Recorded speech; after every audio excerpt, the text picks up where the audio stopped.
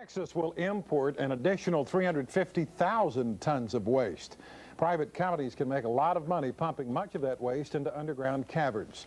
But one of the largest companies in the field is facing tremendous criticism. And tonight we begin part one of our series, Danger Down Under. Channel 8 reporter Alan Berg has spent the last 2 months investigating the dealings of that East Texas plant. Alan? Tracy, over the past decade, Gibraltar Chemical Resources has built itself into the second largest commercial injection well in the country. One hallmark of its history is prosperity, another is controversy. The plant is located near the small town of Winona, just northeast of Tyler, and the sounds of protest are echoing through East Texas.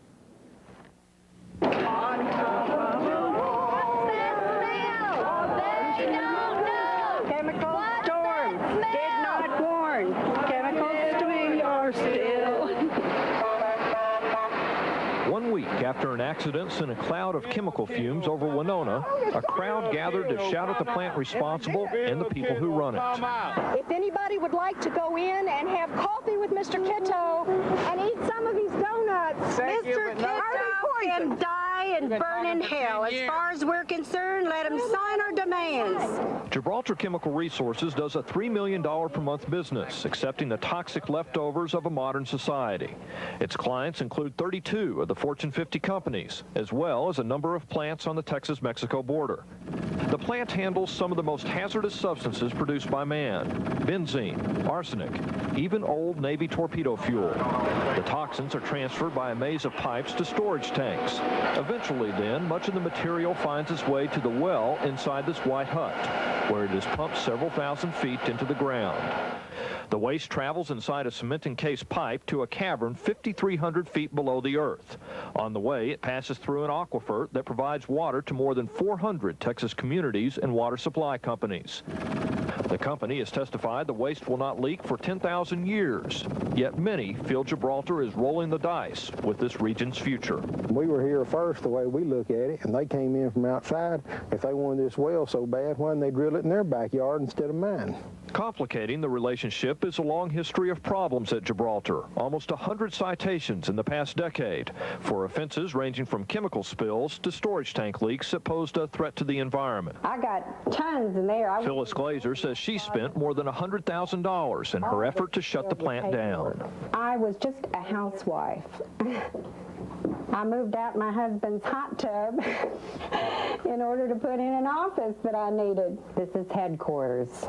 This is the war room. Glazer is not Gibraltar's only worry. A former worker says the plant accepted medical waste. And there was hair and skin, and one of the guys found an eye socket. Another says a falsified lab sample contributed to an explosion. It just shook all the building, woke everybody up within a couple miles. The blast could be felt a mile away. Claims like this have led to a probe by a task force composed in part of the EPA Criminal Investigation Division and the FBI. They currently are examining company files to determine whether Gibraltar broke the law. They're checking our records to see whether we have been handling waste properly. I think when we get through with that analysis, we'll find that we don't have a problem. Part of Gibraltar's operation already has been shut down by the Texas Attorney General's office because of persistent odor problems. People who live near the plant say chemical fumes would burn their eyes and throat. Several say they have become sick to their stomach. I can smell it from my house, and I'm over a mile away from it. You can't even barbecue outside on some nights. We don't know what we breathed. I do believe and acknowledge that there has been some nuisance odors in the past, and we've been cited for them, and we'd like to stop that. We want to work with the community on this. They are in a negotiation mood. Attorney Fran Phillips was hired by Glazer to help mediate the dispute between the activists and the plant. Suspicion on both sides runs deep. And since Gibraltar provides 200 jobs, some in Winona think the protesters are the problem, not the plant. I feel like that the opposition has done us a little bit of harm real estate-wise and publicity-wise. I feel like they have. I think they've spoken out without any concern for the community. There's 3 of them in the truck. The argument has developed a nasty undertone. Had gun belts on, had all that stuff. Phyllis Phyllis Glazer says animals on her exotic game ranch have been mutilated. Marty Williams, another critic, says her horse has been shot. One of our sources says he's been threatened, and John Weldon, another former worker who talked to us, says his dog was poisoned. Glazer videotaped the animal mutilations, which she says occurred after she spoke at a public hearing. We assume this was cut off and laid here. They come out here just to kill something, not to take it to eat or anything else, just to kill it, to send a message, I think. Head of a deer, the tagged ear is removed. But all the tags are missing, so somebody's saying, here's a tag, give me my money. Gibraltar vehemently denies any role in the incidents. I can't say that they've done it. I don't know who's done it. Over the years, Gibraltar has survived an exhaustive process of hearings, studies, and research. Now the company faces a scrutiny of federal investigators as well as that of the community. Because in this business, a mistake can last a lifetime. What's that smell? They don't know. The accident which prompted the protest is still under review by the Texas Attorney General's office. A private firm hired by Gibraltar has written a report that clears the company. It says the fumes which were released were not of a high enough concentration to cause any health problems. Tracy? What's coming up tomorrow night? Tomorrow night, a more detailed look at the roots of the EPA and FBI investigation. We've talked to several former workers who outline numerous instances where Gibraltar allegedly placed its employees and the community at risk in the way that it handled these volatile toxic substances. Part 2 tomorrow night at 10. Chip? Okay, thank you very much, Alan. Toxic waste is also... Channel 8 reporter Alan Berg was the first news person in the country to begin investigating the GM pickups. And Alan joins us now with his latest investigation into the dealings of a hazardous waste handling company in East Texas. Alan? Tracy, Gibraltar Chemical Resources will put an estimated 40 million gallons of toxic waste into the earth this year. It provides a service for which there is a growing need, but at the same time, several former workers at the Smith County plant allege the company, in a number of cases, handled these toxins in a way that was slipshod at best. Here's part 2 of Danger Down Under. We had total run the place at night. You can do anything you wanted to. Night shift with the shift to be on. Skeleton crew on it. I've seen alcohol out there, drugs out there. The safety just went down. Talk to someone who used to work here, and they tell you this is the witching hour. They'd get into binds to where they'd have a tank full of something and wouldn't know what to do with it. And all of a sudden it was gone. State and federal regulations dictate Gibraltar test every load of waste it receives. Accurate tests, though, depend on accurate samples. And 2 former workers say they saw a wide gap between regulation and reality. For example, chemicals often separate into layers inside the trucks. And if you got that sunk that sample bottle down in there to the middle layer and opened it up, you wouldn't get nothing but pure water. And therefore, if it was just mainly water, well, then it could be sent anywhere. Gibraltar officials say this is news to them. This is a sample that we're required to use, and it's the most efficient and accurate one we know of to use. And any specific allegations of somebody trying to, I don't know what their motivation would be to try to overcome that, but I can't speak to them. Our sources say the motivation was simple. And they were growing so fast at that time, they didn't have time to do everything that they were supposed to. We know that in order to keep our job that we have to do it, we'll do what they say, and we can't rock the boat.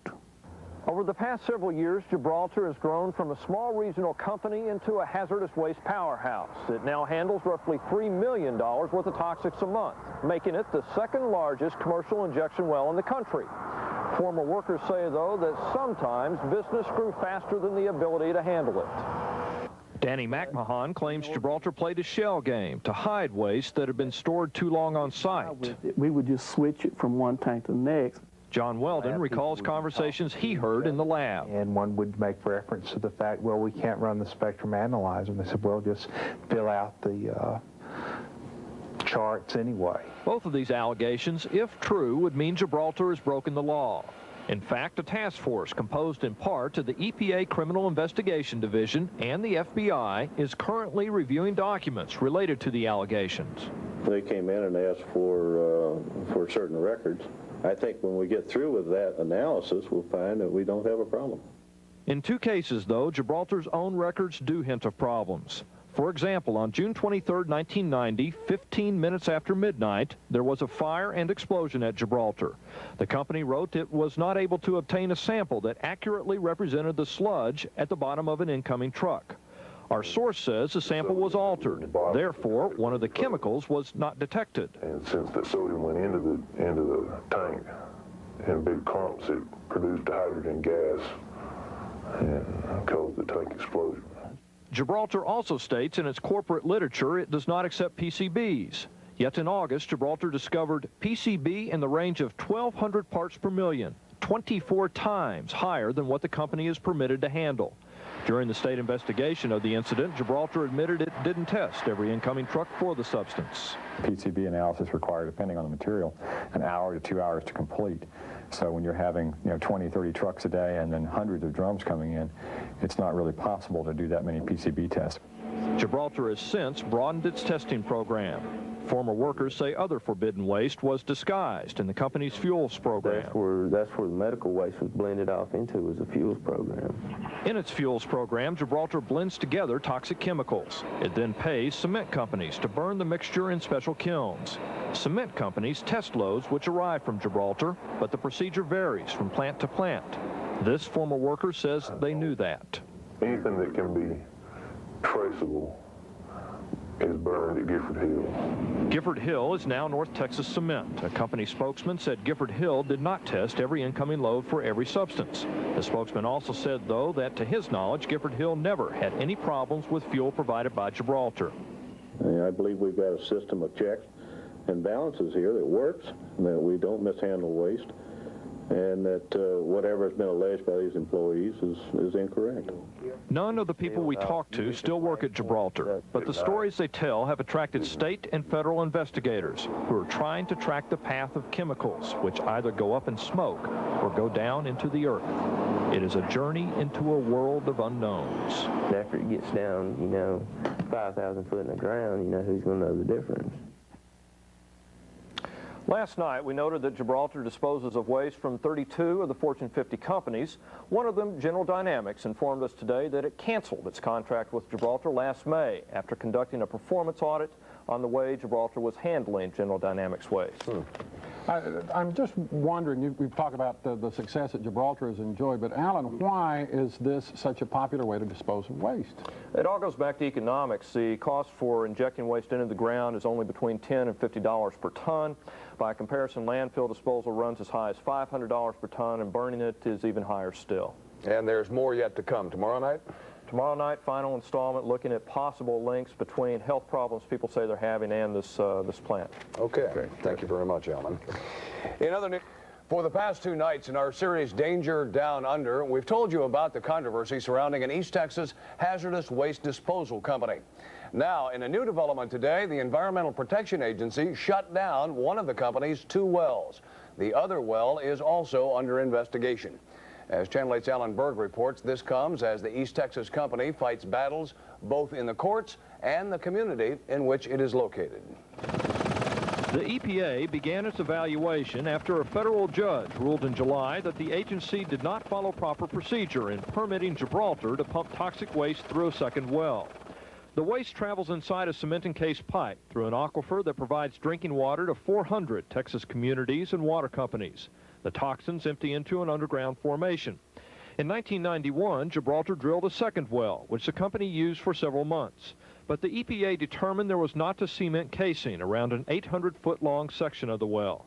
Therefore, the agency pulled Gibraltar's permit. We are absolutely confident that there have been no waste escaping because of the various logs that have run. This happened to be a very, it's a technical problem. The EPA also said it is re-examining the first well Gibraltar drilled and that it has called in the Criminal Investigation Division of the agency. We have made them aware of the information we have, and we are also continuing to review it. Knutson would not be more specific, and Gibraltar says it does not know what is in question. One former employee says he saw a fellow worker alter the graph, which monitors the first well. He rigged it with paper clips to get it lined out to where it all looked nice and leveled out and pretty, and was actually pumping more fluid than we were allowed to pump.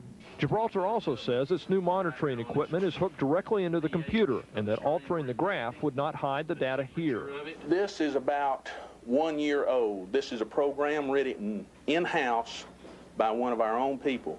This is just the latest in a long string of controversies involving Gibraltar, and some wonder why the company is still open. When they can sit there and tell you what you can do in your own backyard with your septic system, and then they're going to stand up there and let a company of this magnitude operate, that makes me mad. I'm like this gentleman. I like to get my 45 and go to town. Now, I think we've tried everything that we can possibly do nicely. Where do we go? We don't have nobody.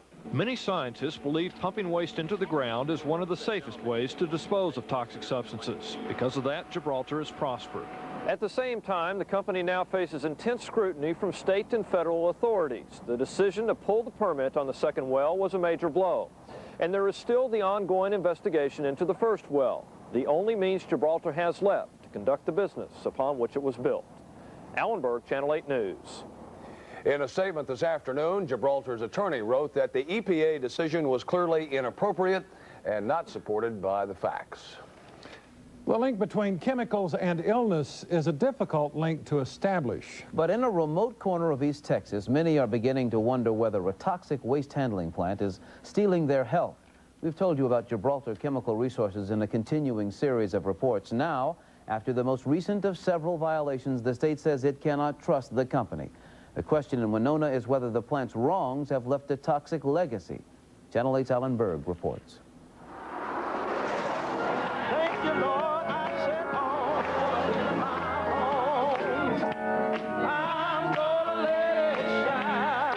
In Winona, prayers have become more urgent. Now, Father, we need you right now. Every second, every minute, every hour. Businesses have changed. This has eye goggles, a lead apron, boots. Joey started this contingency plan because So have homes. and I need to have us all change of clothes in case we have to stay away the night. The Shaddix family keeps a bag packed by the front door in case they have to flee the plant upwind. Gibraltar Chemical Resources disposes of some of the most toxic substances produced by man. It's the third largest operation of its kind in the country. But a pattern of permit violations, chemical spills, and odor problems has a community blaming the company for its illnesses. We need to know what to look for in our children. Symptoms that they have, symptoms that we have. Reverend Sylvester Curry says many in his congregation are sick. Marion Steitch endured 4 months of painful skin peels to treat a facial cancer. And Laura Ibarra doesn't know why her daughter has cancer. Mama. It appeared 4 months after the Ibarras moved to Winona. Sometimes I wonder if we'd be going through this if we were still in Lake Jackson. But circumstance is the extent of their proof. At this point, the gap between suspicion and science is about as wide as a mile that separates the city from the plant. The Texas Department of Health says there's no statistical abnormality in the illness rate for Winona. Study and detailed lab work necessary to prove otherwise is expensive, and to date, the money has not been spent. How many loads we're going to have to go to SureCycle? Gibraltar employees think their company has been wrongly blamed. We take medication that has chemicals in them. We use hairspray that has chemical in them. We have perms. It's just outrageous that somebody would slander somebody like us when we help the community so much, I believe. The people at this plant live and work here, and they're not having problems. And our overall employee health records are extremely clean. Yet some former employees also wonder about the cause of their illnesses. They told me, said, Danny, you've got hepatitis B. Well, I couldn't figure out where in the world it come from. Danny McMahon mixed toxic chemicals for Gibraltar. Jimmy Rogers pumped chemicals into the company's deep well. He developed cancer. I don't have long to live. Rogers taped this interview in February 1992. He died 5 months later. This former worker remembers when he was exposed. And the line blew, and just a purple fog went everywhere, and a 2-inch stream of the stuff hit a buddy of mine in the chest, and it just went all over us. They called 911 and got somebody out there, and paramedics wouldn't even touch us. So we got an ambulance, and they got us to the hospital and went scrubbing on us. I wish I'd never set foot on the place. We've heard a lot of innuendo, a lot of claims, but we've not seen medical records that document any of that. Gibraltar never has been linked conclusively to a health problem, but it repeatedly has violated laws designed to protect people from the chemicals that come here. When the state considered whether to temporarily close Gibraltar, the company brought 2 busloads of employees to the hearing. There was 200 jobs on the line, and we want to keep them. Commissioners remained unmoved. Coming forward and saying that we should trade 200 jobs in a company for health defects all over that region just doesn't weigh out very well in my mind. The calendar on the Shattuck's household wall carries the correlations. Right here on February 11th, we smelt the smell at 5 o'clock. Katie's chest hurt later. Gibraltar's Ronnie Pilcher is just as certain his family's safe. Lives have changed, but that simple fact is buried under 1,000 unanswered questions. And a community ponders how best to find the truth.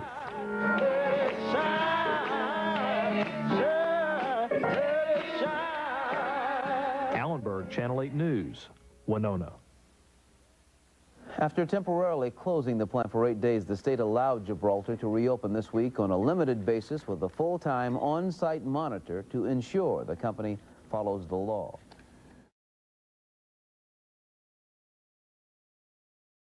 Marion Stike. I live in Winona.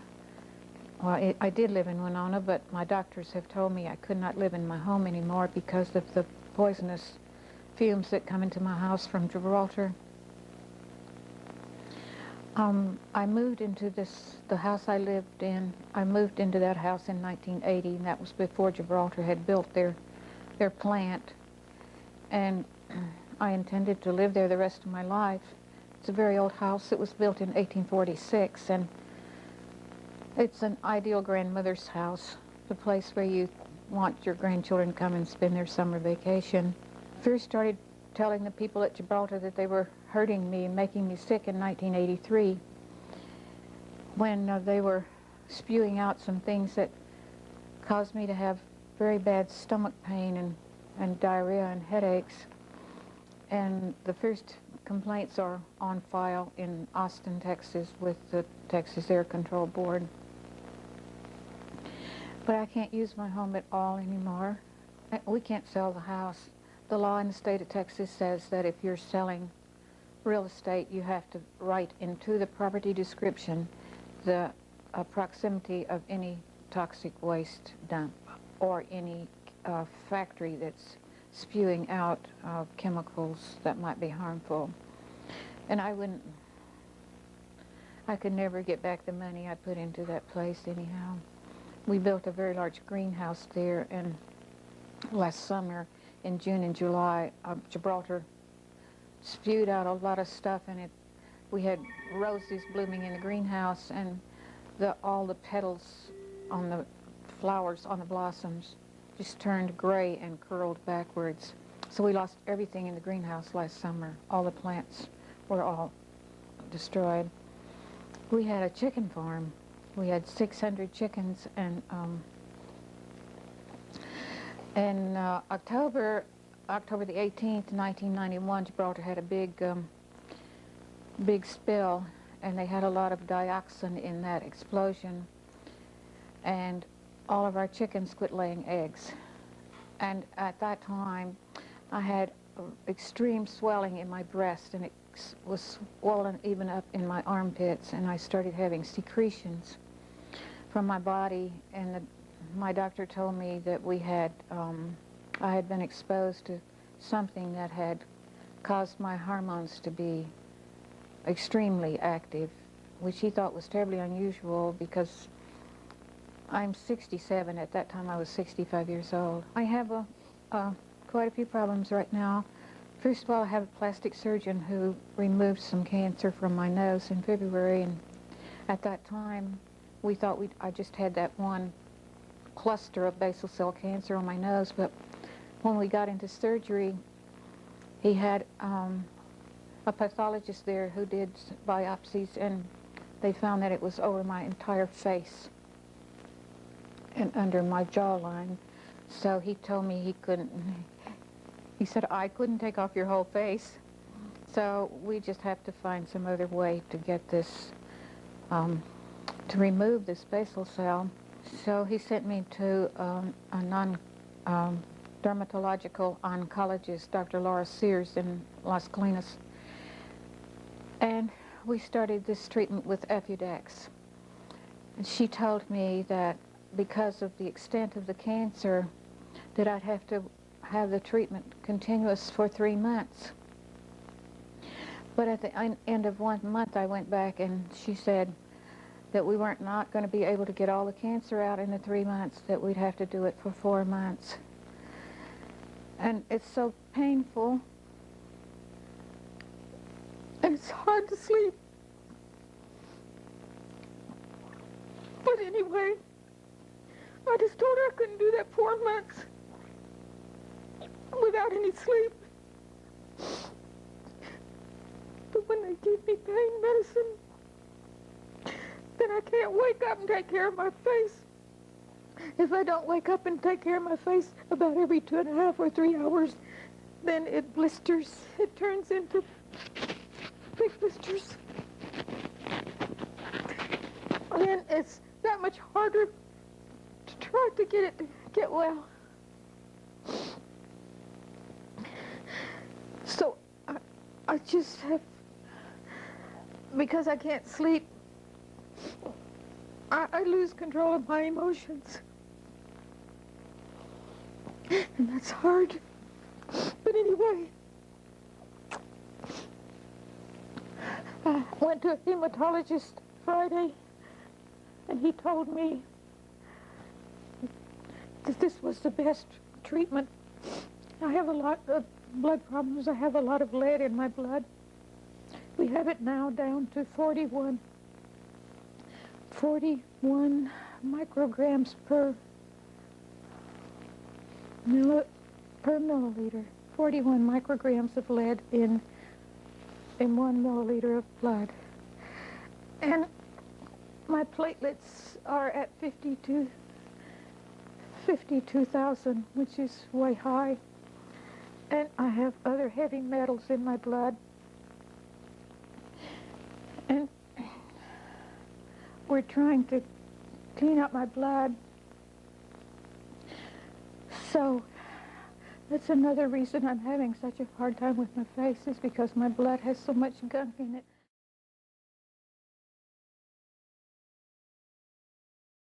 Well, my name is Wanda Irwin. The changes that have occurred in our family and our lives over the past 10 years have just totally wiped all of our dreams away. We dreamed of one day building a nice home and having our kids have their own land where they can pick up where we left off. But now our dreams are just gone because of Gibraltar. The most way that Gibraltar has affected our land and our livelihood is odors. It's impossible to live, go to sleep at night and wake up with strong odors. Try to go outside and enjoy the cool air, the good smell. We don't have it anymore. We're totally terrified of even trying to grow our crops. This is what we've done. This is what my forefathers done. We grew our own food, our animals, our livestock, everything, our crops. This is how we survived. And now that's being taken away from us because every time that we eat something, we don't know what we're eating. Our well water has become very bad in the past 10 years. It got bad in '85 where we could no longer use it to drink. We've tried to get on water lines. No one would give it to us. And then it was just recently that we found out that it was not fit to drink.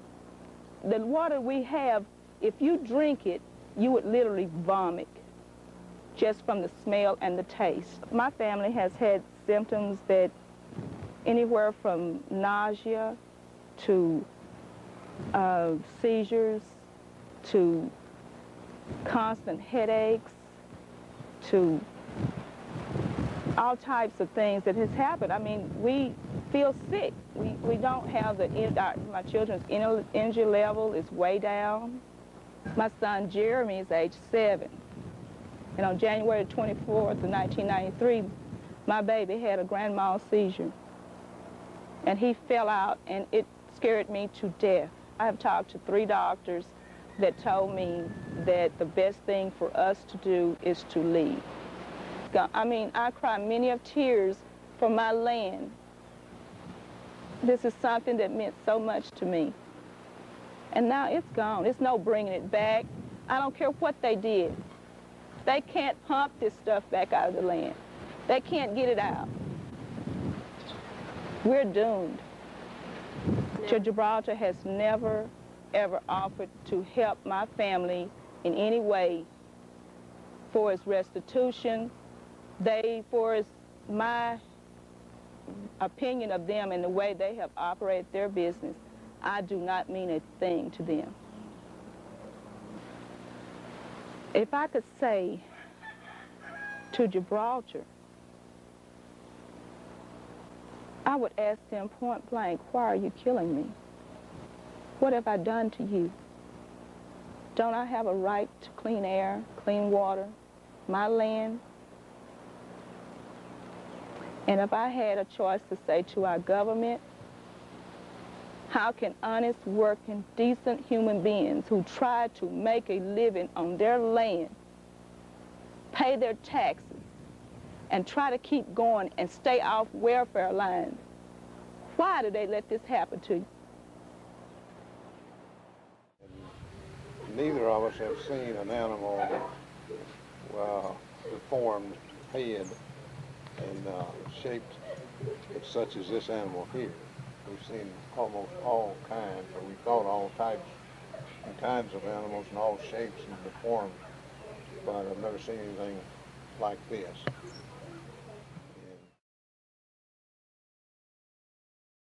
And Courtney is how old? She's 10. 10. And you are going to describe what I'm seeing here. This is a tumor that we noticed a couple of weeks ago that has come up on her back. We have been to 2 different doctors. They know it's a tumor. We do not know what kind of tumor it is. We have a surgical consult on Thursday at 1:30. Thursday, what is the date? It's the 7th. Of April. Of April. And at that point, I guess they will do a biopsy and tell me exactly what kind of tumor it is. They do know it is on the cervical spine, but they do not know how deep it goes into, if it does go into the spine or spinal cord or not. We will know that on Thursday also. How long has she had this, to your knowledge? To my knowledge, it's been about 2 to 3 weeks. That you've noticed it at all? That I've noticed it. And what doctors have you seen at UT Health Center? We have seen Dr. Eisnick and Dr. Viking. And what kinds of doctors are they? They are family practice doctors. Okay. And she has seen Dr. Moore, a pediatrician in Tyler. Now, have they done any MRIs or any scans of any kind? They did, let's see, they've done the PA and lateral of the cervical spine, and they decided not to do an MRI because they said it would not be significant to the type of tumor that they, and they just want to go ahead with the surgical consult. And they're really not sure at all what type of tumor it is? No. What other types of problems is Courtney having, if any?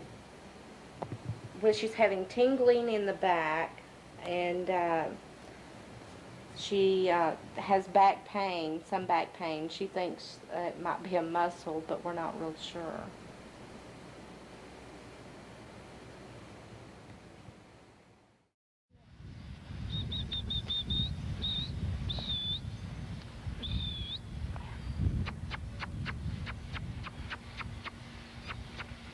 Come here, girl.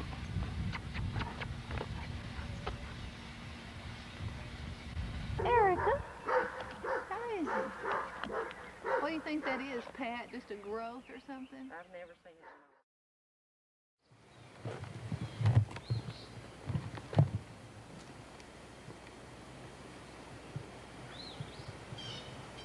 This has been the third animal that's been born with abnormalities in the small herd of 170 odd cows, which is very, very unusual. This one, as you can see, is from the back rib into the hips. One leg is turned completely opposite.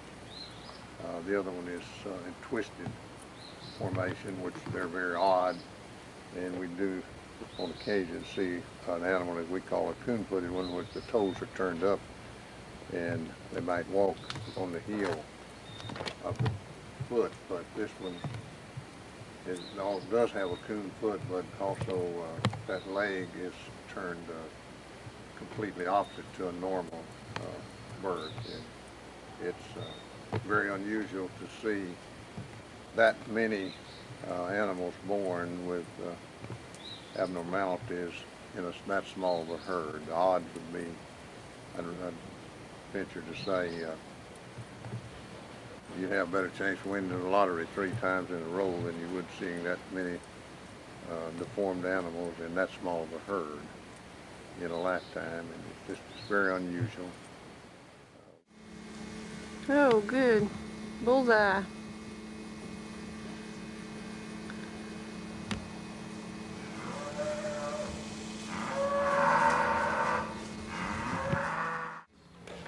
It wouldn't take any longer. It might be 3 minutes. I'll make this rush up there. Why don't we stick with 3 minutes for the time being? Okay. I was a member of the Citizens Advisory Committee, and there was Mark Alvarado heading it up. There was Jack Stewart was a part of it, Sheila Slagle, and let's see, Judy Levins, right. And then Les Blake, well, you know the name, but on the other side. We worked really hard. We put our hearts and our minds into a task because we were empowered, and we thought we were doing some good. Now, I knew that everything that we had was going to be just recommendations. And early on in this period, we were really excited that maybe we would really get a good system out of this. We could affect change. We could live comfortably in our community and not worry about when we get these smells. And maybe, you know, if we did get a smell, maybe we could contact somebody and find out what that smell was. If it was coming from Gibraltar. And due to the, compliance history of Gibraltar, we, as an advisory group, we thought that they should be held to a higher standard. They've had a lot of problems out there. I wrote you a letter, and I never did mail it, and I've got it right here in front of me. I'd like to read it to you. It's when the Citizens Advisory Group first started. And if you don't mind, I'll go through it real quickly. Thank you for starting a community advisory group in Winona, Texas concerning air monitors at Gibraltar Chemical. We asked for air monitors after the January 7th, 1993 incident, and then we went into participatory meetings with the company because they didn't like us. We started protesting. We were fed up with it. We didn't want the chemicals invading our homes. For 2 months, we went through these meetings and we realized nothing. Although we did get a signed document saying they would put monitors in, and the monitors had guidelines and perimeters. Full-time, the perimeters are all written down if y'all need to see them. Okay, during this time, Garrity and Miller consultants were hired by Gibraltar to review operations and test air quality in order to recommend a monitoring system. Hired consultants. The systems they proposed is grossly inadequate, and their testing procedures are questionable. And remember, I wrote this thing to you about 6 months ago. Their hired consultant, Jerry Stewart, readily told the advisory group that the information gathered was nothing more than a snapshot of Gibraltar's operations. Other information, such as how much volume was processed while the monitoring was taking place and what stage of the processes, such as drum dumping, did the monitoring begin.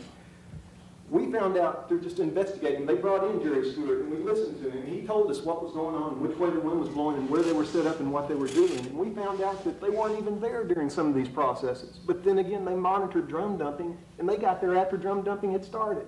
So I'm a postman. I mean, I'm not a technical person, but we could see right through this thing. It was like Swiss cheese. It had holes all in it. And so thank you, sir. Can I go on? Couple more minutes. Okay. I'm not going to read the rest of the letter, but it just goes on to say that, you know, the health of this community is too precious to take any chances with. What we expect from all concerned is the best available technology. We have an opportunity here to put in place air monitors that truly would be models for industry. I hear these people talking about models for industry. Let's really do something right. The ones that they're proposing right now have been slashed. They don't have backup. How would you feel if you called Gibraltar, as I did immediately after the January 7th incident, and I asked the question, 1, do we need to evacuate? And 2, what chemicals were involved?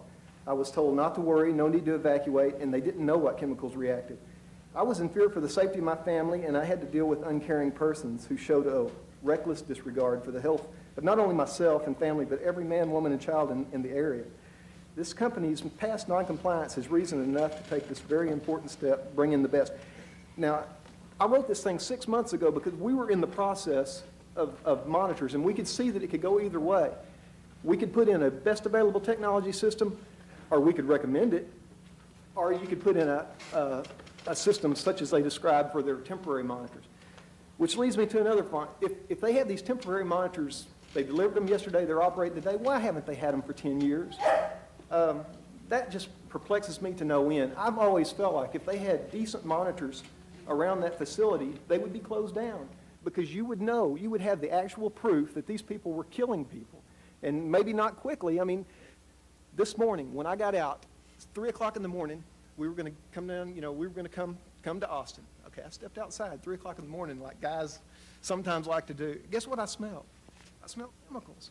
You know, I thought, you know, this is really strange. You know, here I am going to go to Austin, and the morning before, I'm smelling chemicals. So I'm not ashamed to be here, and I'll tell this story to anybody. The state, it just seems really weird that the thermal oxidizer has been pushed ahead of the monitors. Okay, what will that do? Well, it'll change up the whole ball game. We're looking at a whole different set of chemicals now. Gibraltar, back over a year ago, after the January 7th incident, said that they were going to put monitors in. They never did. Now they're kind of waiting for the thermal oxidizer to get in, and then they're going to change hands, and they're not going to be culpable for anything. They're completely immune. They'll be out of it, and somebody else will be in it, and it just doesn't make sense to me all along. I saw a billboard the other day when I was going to town, and it says laws that aren't enforced are jokes, and I really believe that. I haven't seen enforcement of laws. I'm not, you know, complaining. I'm just saying in this agency, I see that you're putting this industry over people, and that I think, you know, it's going to come back to hurt you. It's hurting us right now. We're telling you that it is. But that's all I have to say. Thank you, sir. Sharon Shaddix, please.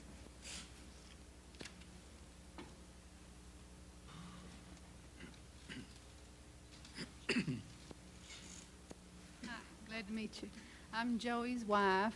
I'm a housewife. We have 2 children. We moved to Winona 13 years ago to get away from Dallas, to get away from pollution. We bought a 35-acre farm, live on a hilltop, renovated a 100-year-old farmhouse. We have 2 daughters now, 11 and 5, and we smell smells a lot, like pesticides, like sulfur, just strong chemical smells, just about weekly. This month in October, we've had to leave our house 4 times, and it usually happens in the morning. A lot of times on Mondays and Tuesdays mornings, for some reason, like between 8 and 10.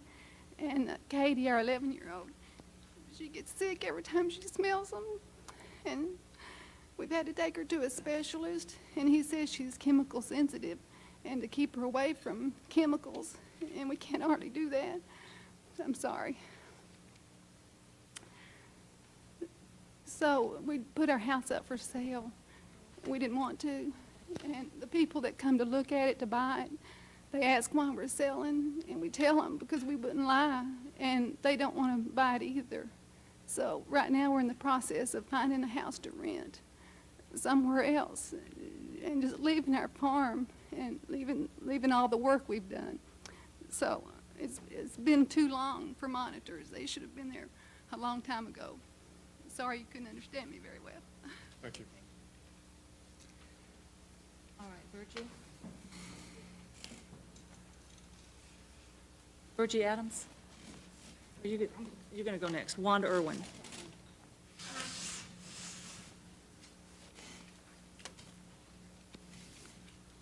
Good afternoon. My name is Wanda Irwin. I live 2/10 of a mile from this plant, Gibraltar Chemicals, and I'm here today to ask the question, where is our justice? Gibraltar came into our small, quiet town of Winona without being honest with the people there. Where is our justice? I feel they have raped our land, contaminated our creeks and water supply, and emits toxic odors into our air. Where is our justice? They have continued to have illegal hazardous waste discharges that have made my family ill, and more important, our little children at school. Where is our justice? Gibraltar Chemicals has never warned us when these illegal emissions occur, or even seem to care. Where is our justice? We come here time and time again before you. We're made promises that seem to go unkept. Where is our justice? Now, Gibraltar comes to you today asking for more time. We do not feel that a halfway system is good enough. Time has run out for our small town in Winona. We ask that Gibraltar cease operations until the monitors that are adequate for our situation are installed. This is our justice. Thank you.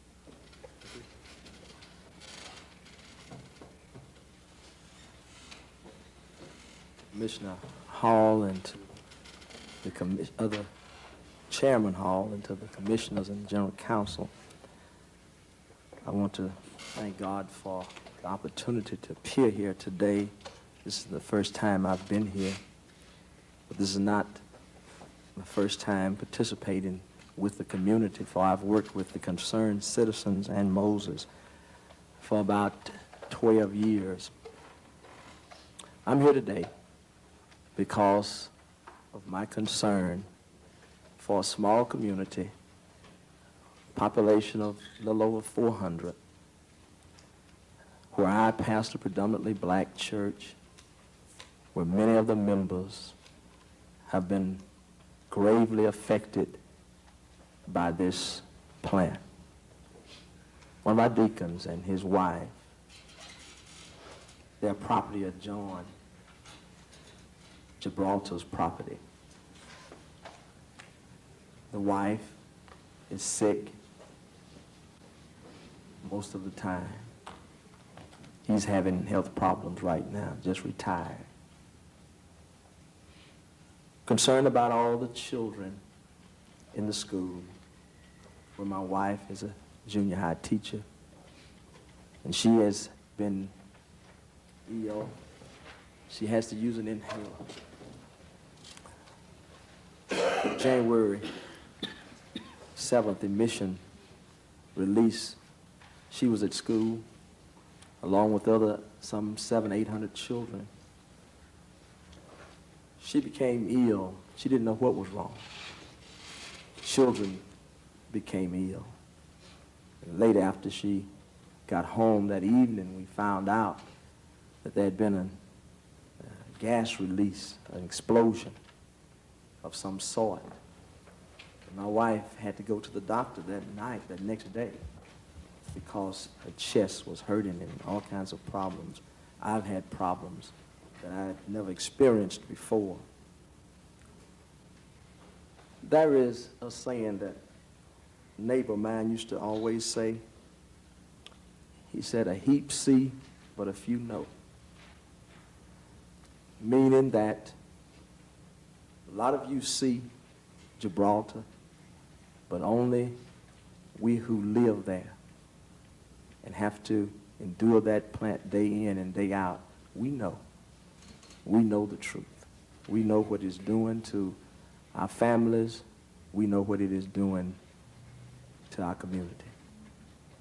I thought about a prayer here this morning, but I reserved that time to pray in my own private chamber, for I pray often for the community.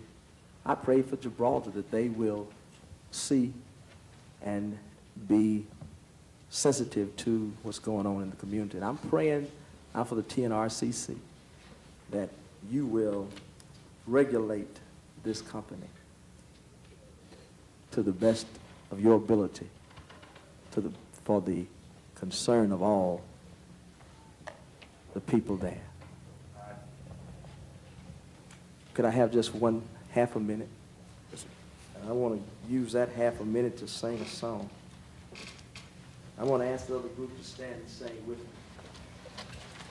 We shall overcome. We shall overcome. We shall overcome someday. Oh, deep in my heart, I do believe we shall overcome someday. The Lord will see us through. The Lord will see us through. The Lord will see us through someday. Oh, deep in my heart, I truly believe we shall overcome someday. Thank you. Thank you, Chairman Hall. Question, Commissioners. I would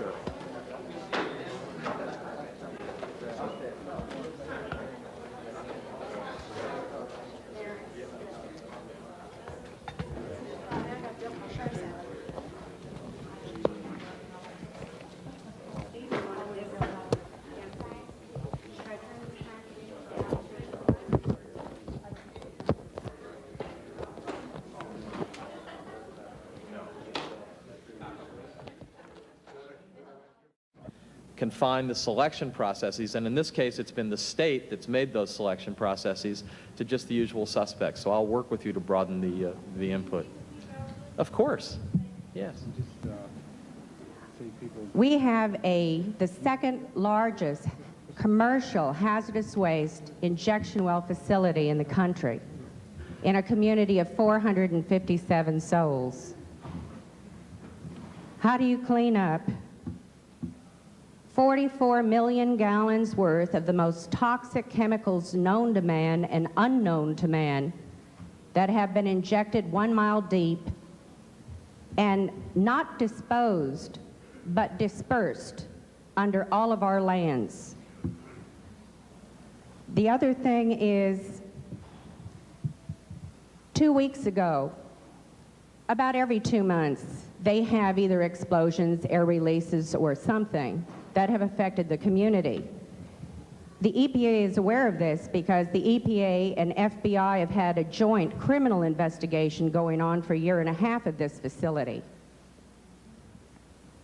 2 weeks ago, when our community called the National Response Center to ask for help because we were all getting ill from their air releases, the Coast Guard, who answered those phones, told us that federal EPA was on the line and was telling them to disregard our calls, that we do that every month because we don't like this facility. I taped one of those conversations, and it is now in the hands of the Coast Guard and EPA through our attorneys.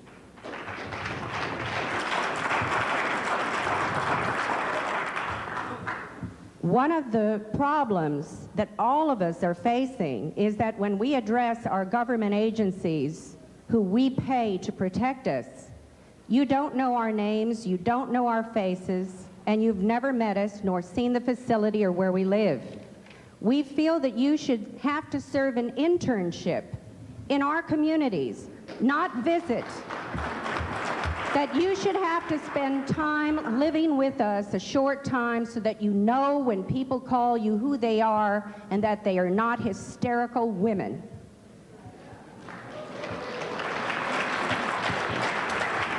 The last thing I have to say is that I am a professional writer.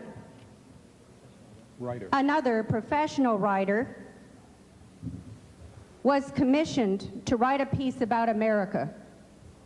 Since she was a wealthy woman also, she knew nothing of what she wanted to say. So another writer friend of hers told her, go into the slums, go where the poor and wretched are, then you write about America. And she didn't visit, she went and lived with them for a while, and I want to read you what she came up with. Not like the brazen giant of Greek fame, with conquering limbs astride from land to land. Here at our sea-washed sunset gates shall stand a mighty woman with a torch, whose fame the imprisoned lightning and her name mother of exile. From her beacon hand glows worldwide welcome. Her mild eyes command the air-bridged harbor that twin cities frame. Keep ancient lands your storied pomp, cries she with silent lips. Give me your tired, your poor, your huddled masses yearning to breathe free.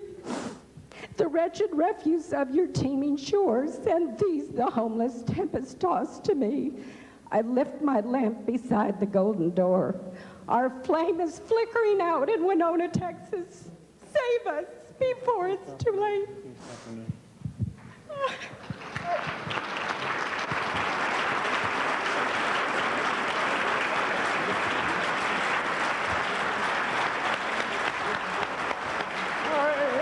Let's stand up. Come on, let's stand up. Let's stand up.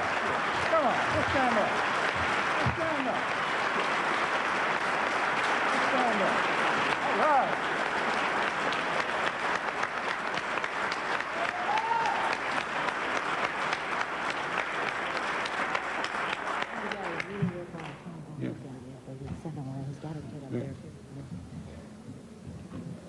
This is not something I can respond to rationally at the moment.